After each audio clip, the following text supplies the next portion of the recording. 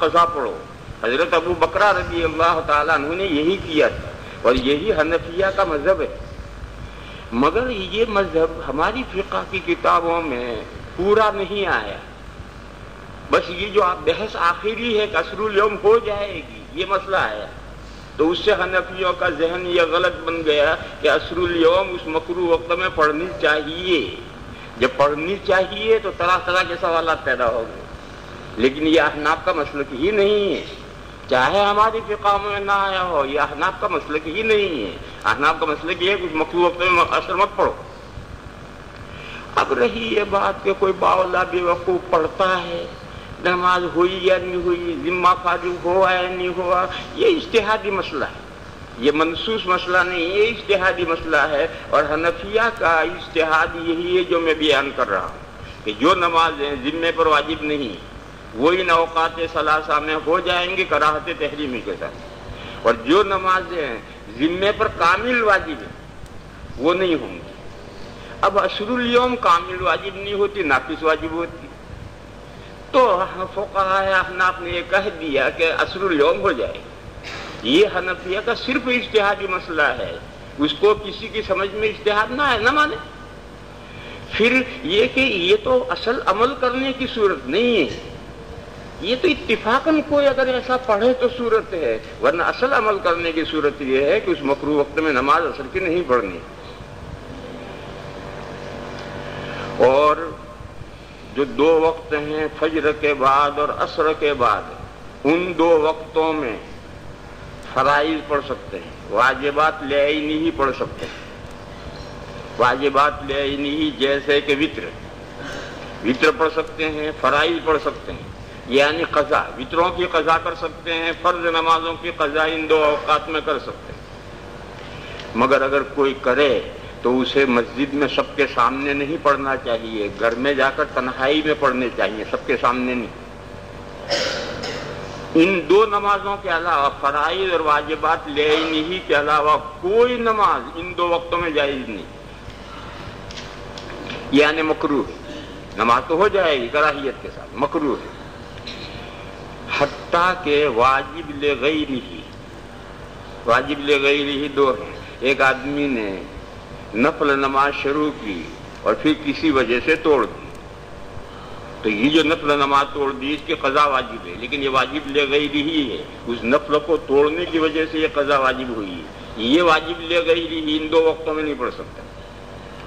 اسی طرح سے طواف کرنے کے بعد دوگانے طواف واجب ہوتا ہے، مگر یہ واجب لغیرہ ہے، طواف کرنے کی وجہ سے واجب ہوا ہے، لہذا یہ طواف کا دوگانہ اگرچہ واجب ہے مگر ان دو وقتوں میں نہیں پڑھ سکتا، اس لیے کہ یہ واجب لغیرہ ہے۔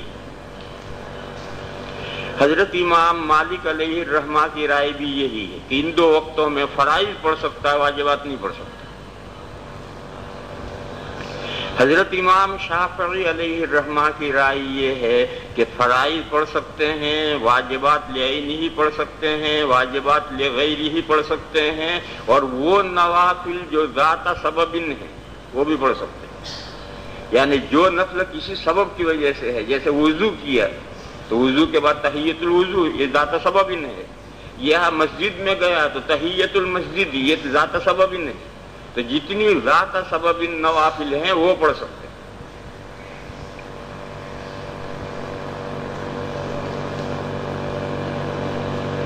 ایک مسئلہ اور ہے کہ مکہ مکرمہ میں مکروہ اوقات ہیں یا نہیں، یعنی یہ جو 5 اوقات مکروہ ہیں یہ مکہ مکرمہ میں یہ مکروہ اوقات ہیں یا نہیں، یہ ایک مستقل مسئلہ ہے اور وہ آگے آ رہا ہے۔ پہلے حدیث لا رہے ہیں، اوقات 2 وقتوں والی حدیث لا رہے ہیں۔ وَبِهِ قَالَ حَدَّثَنَا أَحْمَدُ بْنُ مَنِيعٍ قَالَ حَدَّثَنَا هُشَيْمٌ قَالَ أَخْبَرَنَا مَنْصُورٌ وَهُوَ ابْنُ زَازَانَ عن قتادة قال أخبرنا أبو العالیہ، قتادہ رحمت اللہ علیہ نے ابو العالیہ سے 6 حدیثیں سنی، ان 6 میں یہ بھی ہے، یعنی یہ حدیث قتادہ کی ابو العالیہ سے سنی ہوئی ہے۔ قال أخبرنا أبو العالیہ عن ابن عباس قال سمعت غير واحد من اصحاب النبي صلى الله عليه وسلم منهم عمر بن الخطاب. حضرت ابن عباس فرماتے ہیں کہ یہ حدیث جو آگے میں بیان کر رہا ہوں میں نے ایک صحابی سے نہیں بہت سے صحابہ سے سنی، ان میں حضرت عمر سے سنی. وَكَانَ مِنْ أَحَبِّهِمْ إِلَيَّ، جتنے صحابہ سے میں نے سنی ہیں ان سب صحابہ میں مجھے سب سے زیادہ محبوب اور پسند حضرت عمر ہے. ان رسول اللہ صلی اللہ علیہ وسلم نہى عن الصلاة بعد الفجر حتى تطلع الشمس وعن الصلاة بعد العصر حتى تغرب الشمس. وفي الباب عن علي وابن مسعود وابي سعيد وعقبة بن عامر وابي هريرة وابن عمر وسمرة بن جندب وسلمة بن الأكوع وزيد بن ثابت وعبد الله بن عمرو ومعاذ بن عفراء والصنابحي. یہ سنابی وہ ہے جن کا پہلے ذکر گزرا ہے کہ حضور کی وفات کے بعد مدینہ آئے ہیں، وہ سنابی ہیں، ان کی روایت اس باب میں. والصنابحی ولم يسمع من النبي صلى الله عليه وسلم وعائشة وكعب بن مرة وأبي أمامة وعمرو بن عبسة ويعلى بن أمية ومعاوية. جو کتنی لمبی فہرست ہے ان سب صحابہ کی روایت ان دو وقتوں کے بارے میں، اور یہ فہرست شاید آدھی بھی نہیں. اگر دوسری تمام کتابوں کا جائزہ لوگے تو اس سے دگنی تگنی فہرست ہے. اسی لیے بعض علماء نے کہا ہے کہ ان دو وقتوں میں نماز کی ممانعت کی روایت تواتر کے درجے تک پہنچی ہوئی. قال ابو عيسى حديث ابن عباس عن عمر حديث حسن صحيح وهو قول اكثر الفقهاء من اصحاب النبي صلى الله عليه وسلم ومن بعدهم انهم كرهوا الصلاه بعد صلاه الصبح حتى تطلع الشمس وبعد العصر حتى تغرب الشمس.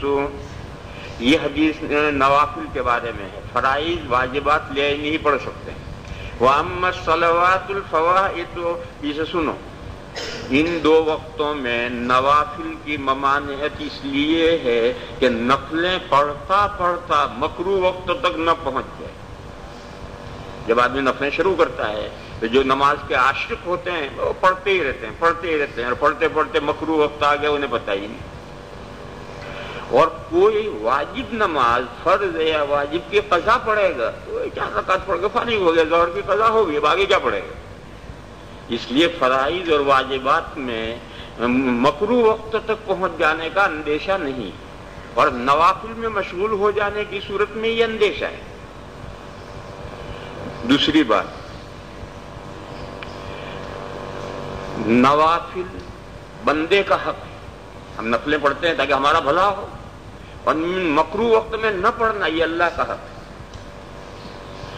حق اللہ اور حق العبد کا تعارض ہوا تو حق اللہ کو یہاں ترجیح دی گئی. کیوں؟ حق العبد اتنا قوی نہیں، اور ہماری ایک نماز قضا ہوئی وہ ہمیں قضا کرنی تو یہ ہمارا حق ہے، اور مکروہ وقت میں نماز نہیں پڑھنی یہ اللہ کا حق ہے. یہاں حق اللہ اور حق العبد میں تعارض ہو گیا تو حق العبد قوی ہے. کیوں؟ کیا گارنٹی ہے کہ سورج کے غروب ہونے کے بعد تک ہم زندہ رہیں گے؟ فرض نماز تو جتنی جلدی سے جلدی قضا ہو جائے فارغ ہو جانا چاہیے، اللہ جانے 5 منٹ کے بعد میں کیا صورتحال پیش ہے. تو یہاں فرائض کے سلسلے میں حق العبد قوی ہے، اس لیے حق اللہ کی رعایت نہیں کی گئی اور حق العبد کی رعایت کر کے قضا نماز پڑھنے کی اجازت دی گئی. اور نوافل میں حق العبد بھی ہے اور حق اللہ بھی ہے. حق اللہ یہ ہے کہ نماز پڑھتا پڑھتا مکروہ وقت تک نہ جائے، اور حق العبد ہے کہ نفلیں پڑھے اور کچھ ذخیرہ کرے. یہاں حق العبد ضعیف ہے اس لیے اس کا اعتبار نہیں کیا گیا ہے. یہ نفلیں پڑھنی ہے تو پڑھیے آگے پیچھے، یہی وقت رہ گیا نماز نفلیں پڑھنے کے لیے. وَأَمَّا الصَّلَوَاتُ الْفَوَائِدُ فَلَا بَأْسَ أَن تُقْضَىٰ بَعْدَ الْعَصْرِ وَبَعْدَ الصُّبْحِ.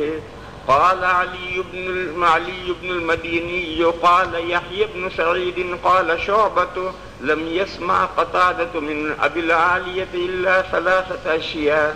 یعنی اس قول کے نقل کرنے کا مقصد یہ ہے کہ یہ جو اوپر روایت آئی وہ قتادہ کی ابو العالیہ سے سنی ہوئی، اور یہ جو فرمایا کہ صرف 3 حدیثیں سنی ہیں یہ حضرت شعبہ رحمۃ اللہ علیہ نے اپنی معلومات کے اعتبار سے کہا ہے، دوسرے محدثین نے جائزہ لیا ہے تو 3 حدیثیں اور بڑھائی ہیں، اور کل 6 حدیثیں ان کی سنی ہوئی ہیں۔ وہ 6 متعین ہیں، ان 6 کے علاوہ جتنی روایتیں وہ ابو العالیہ سے کرتے ہیں وہ بغیر سنی ہوئی ہوتی ہیں، یعنی بیچ میں کسی واسطے سے سنی ہیں، اور وہ اس واسطے کا ذکر نہیں کرتی۔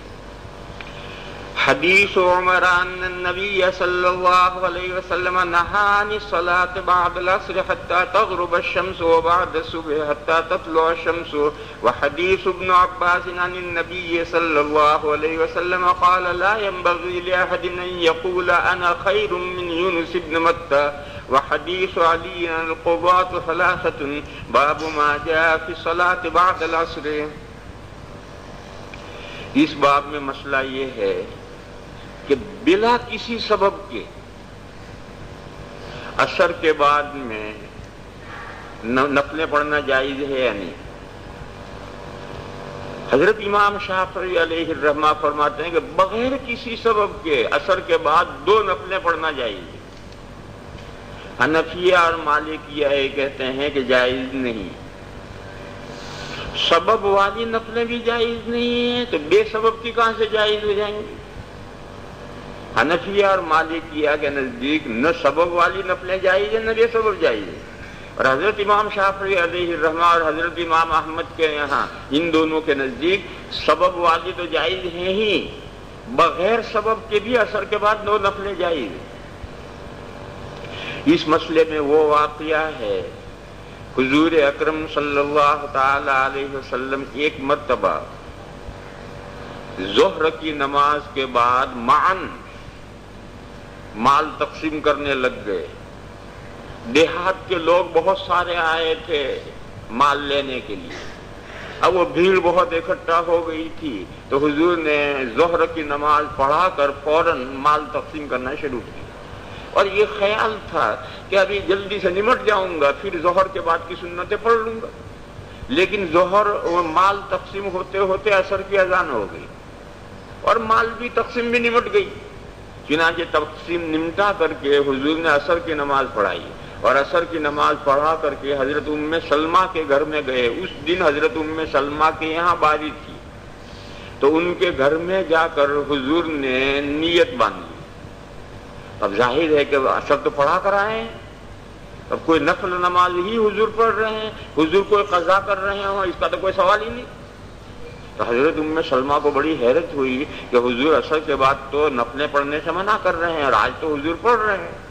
چنانچہ انہوں نے خادمہ کے ذریعے سے پوچھوایا تو حضور نے فرمایا کہ میرے ظہر کے بعد کی میری 2 سنتیں رہ گئی تھیں وہ میں نے پڑھی۔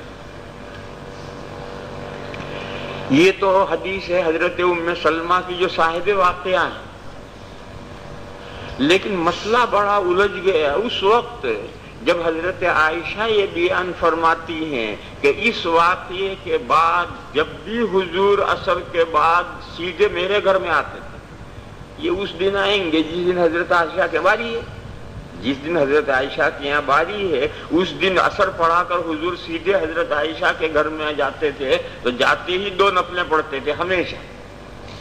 اب مسئلہ بڑا الجھ گیا، اور حضرت ام سلمہ نے اور حضرت ابن عباس نے حضرت عائشہ پر نکیر کی، جیسے حضرت عائشہ دوسرے صحابہ پر نقد کرتی تھی، ان کی حدیثوں پر دوسرے صحابہ نے نقد کیا، حضرت ام سلمہ نے نقد کیا، حضرت ابن عباس نے نقد کیا، مگر پھر بھی وہ اپنی بات بیان کرتی رہتی تھی۔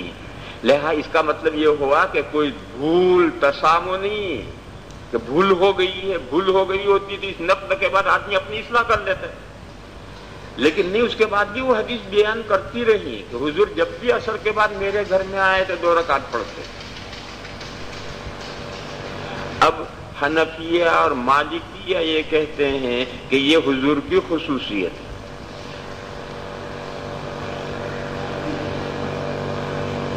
شوافی اور حنابلہ کہتے ہیں خصوصیت نہیں، خصوصیت ہے دائماً پڑھنا، یہ خصوصیت ہے، لیکن نفس جواز تو پیدا ہو گیا، جیسا کہ حضور 100 میں وصال رکھتے تھے، امت کو منع کیا ہے، تو اب یہ حضور کا صوم وصال رکھنا حضور کی خصوصیت ہے، لیکن جب حضور رکھتے تھے تو امت کے لیے جواز پیدا ہو گیا۔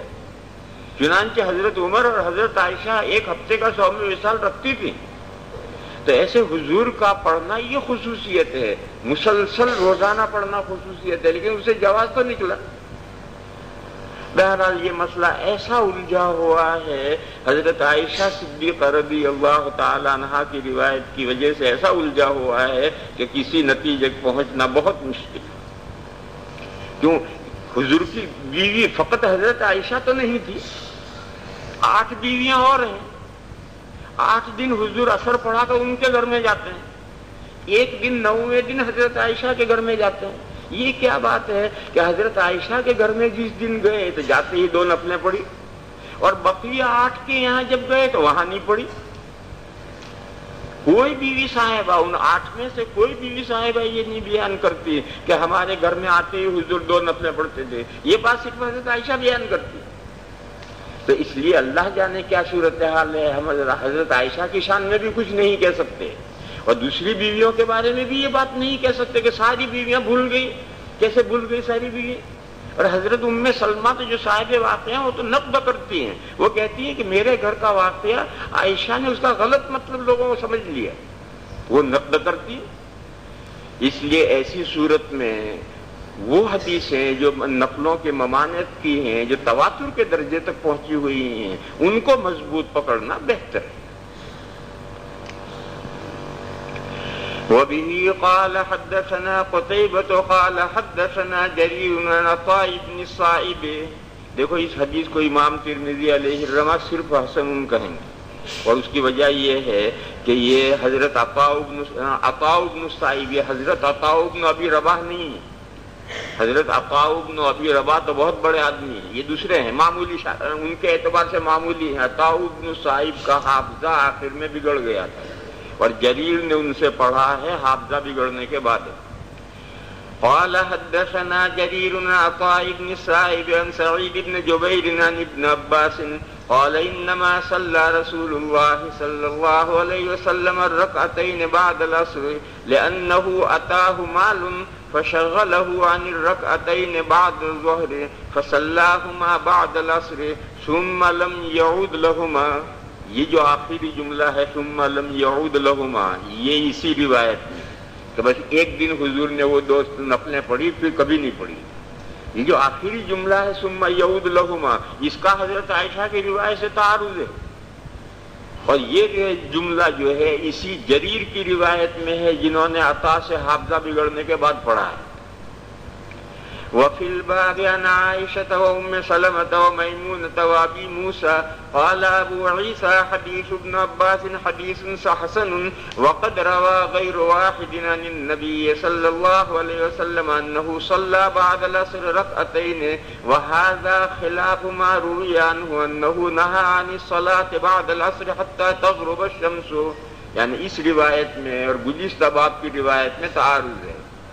وحدیث ابن عباس اصح حیث قال لم يعود لهما، فرماتے ہیں کہ تعارض ختم کرنے کی صورت یہ ہے کہ یہ حضور کی زندگی کا ایک دن کا واقعہ ہے، اور یہ ظہر کے بعد کی سنتیں پڑھی، نفلیں نہیں پڑھی، لیکن یہ اس سے اشکال حل نہیں ہوتا کہ حضرت ابن عباس کی روایت کو قول لے کر یہ کہو کہ حضور نے عصر کے بعد نفلیں نہیں پڑھی، تو ظہر کے بعد کی سنتیں پڑھی اور ایک دن پڑھی، اس سے مسئلہ حل نہیں ہوتا، اس لیے کہ ظہر کی بعد کی 2 سنتیں بھی تو نفلیں ہیں، اور چلو ایک دن پڑھا ہو مگر جواز تو ثابت ہو۔ جواب یہ ہے کہ جواز ہے فی نفسی ہی، عصر کے بعد اور فجر کے بعد نفلیں پڑھنے کا فی نفسی ہی جواز ہے، اور یہ ایک دن حضور کا پڑھنا یہ بیان جواز کے لیے، اور ممانعت جو ہے وہ اس لیے ہے کہ نفلیں پڑھنے والے نفلیں پڑھتے پڑھتے مکروہ وقت تک نہ پہنچ جائے، اس لیے ممانعت ہے، ورنہ عصر اور فجر کے بعد کے وقت میں کوئی خرابی نہیں۔ وقد روی عن زید بن ثابت انه حدیث ابن عباس، یعنی حضرت زید بن ثابت کی روایت بھی یہ ہے کہ حضور نے صرف ایک دن پڑھی ہے۔ وقد روی عن عائشة في هذا الباب روایات، یعنی روایات مختلفۃ، روی عنہا ان النبی صلی اللہ علیہ وسلم ما دخل علیہا بعد العصر الا صلی رکعتین، یعنی ہمیشہ. وروی عنہا عن ام سلمۃ عن النبی، یہ کتاب کی غلطی ہے. حضرت عائشہ حضرت ام سلمہ سے روایت نہیں کرتی، یہ تو حضرت عائشہ کی حضور سے براہ راست ہے. یہ جو ان ام سلمہ بڑھ گیا ہے یہ ہمارے ہندوستانی نسخوں ہی میں ہے. وروی عنہا عن ام سلمۃ عن النبی صلی اللہ علیہ وسلم انہ نہى عن الصلاة بعد العصر حتى تغرب الشمس وبعد الصبح حتى تطلع الشمس. یہ تو حضرت عائشہ حضور سے براہ راست روایت کرتی. دیکھو حضرت امام احمد علیہ الرحمہ کو حضرت امام شافعی علیہ الرحمہ کے ساتھ شمار کیا ہے، مگر امام احمد کی اس مسئلے میں بہت روایت ہے. حضرت امام ترمذی علیہ الرحمہ کے نزدیک امام احمد کا مذہب وہی ہے جو حنفیہ کا ہے. اس لیے بحث اس انداز سے کر رہے ہیں گویا جواب دے رہے ہیں، اس حدیث کا جواب دے رہے ہیں. والذی اجتمع علیہ اکثر اہل العلم علی کراہیۃ الصلاۃ بعد العصر حتی تغرب الشمس وبعد الصبح حتی تطلع الشمس. اجماع یہی ہے کہ ظہر کے بعد کی نفلیں بھی عصر کے بعد نہیں پڑھنی چاہیے. الا ما استثنی من ذلک، فرماتے ہیں کہ مکہ مکرمہ میں 24 گھنٹے نماز پڑھ سکتے ہیں، وہاں یہ جو اوقات خمسہ مکروہ ہیں مکہ میں نہیں. مکہ میں کوئی وقت مکروہ نہیں، مگر وہ جو اس میں سے مستثنیٰ کیا گیا ہے. حضرت ابو ذر غفاری رضی اللہ تعالی عنہ کی روایت ہے، اس میں الا بمکہ کا استثناء ہے. حضرت ابو ذر غفاری نے فرمایا ہے ایک مرتبہ کعبہ شریف کے دروازے پر کھڑے ہوئے اور سب لوگ آپ کھڑے ہیں. حضرت نے پوچھا مجھے پہچانتے ہو میں کون ہوں؟ جو پہچانتا ہے وہ پہچانتا ہے، جو نہیں پہچانتا وہ پہچان لے کہ میں ابو ذر ہوں.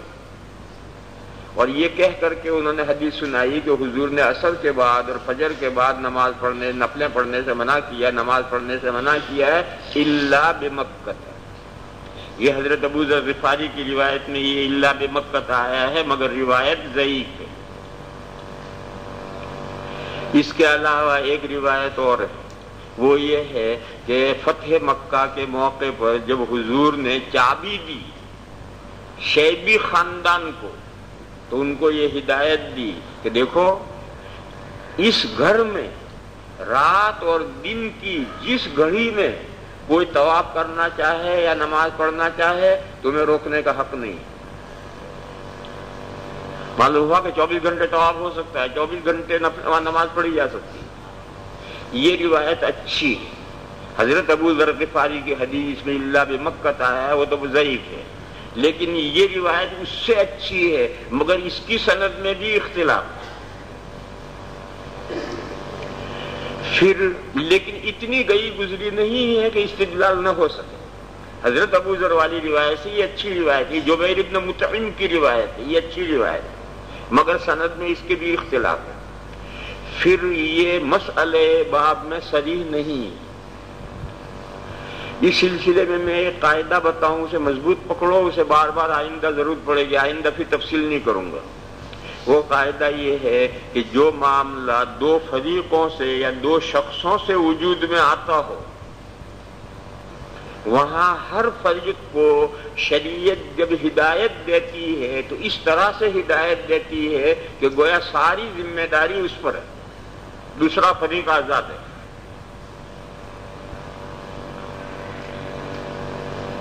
دو مثالیں دوں.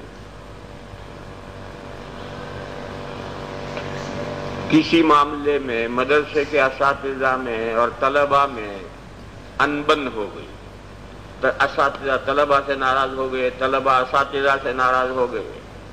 اب اس معاملے کو محتمم کنٹرول کرتا ہے.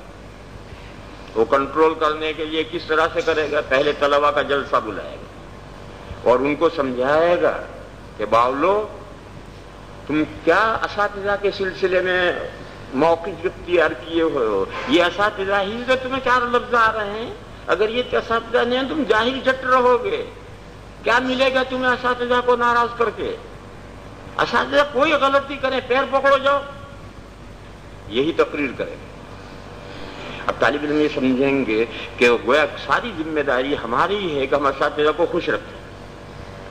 پھر شام کو اساتذہ کا جلسہ میٹنگ بلائے گا، ان کے سامنے دوسرے انداز سے تقریر کرے گا، ان سے کہے گا کہ بھئی آپ حضرات سمجھدار لوگ ہیں، بڑی ذی علم حضرات ہیں، بڑے حضرات ہیں، یہ طلبہ تو نادان بچے ہیں، ان کی غلطیوں کو معاف کرنا چاہیے، درگزر کرنا چاہیے۔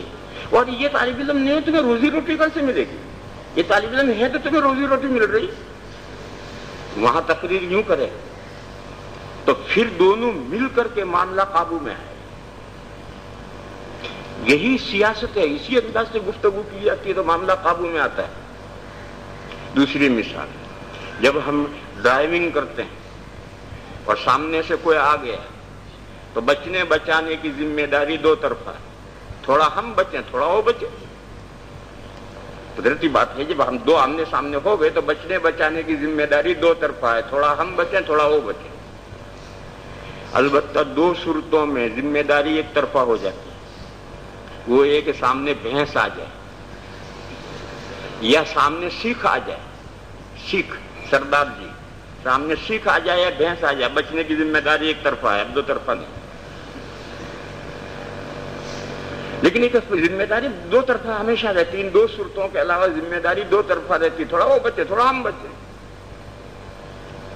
تم کہو گائے آ جائے تو گائے تو بھینس کا بھی باوا ہے، ہندوؤں کی ماتا ہے، وہاں تو بالکل گاڑی روک دو، اسے گزرنے دو اطمینان سے، اس کے بعد چلو۔ ایسی بہت مثالیں آئیں گی، آئندہ جس کی بہت مثالیں آئیں گی۔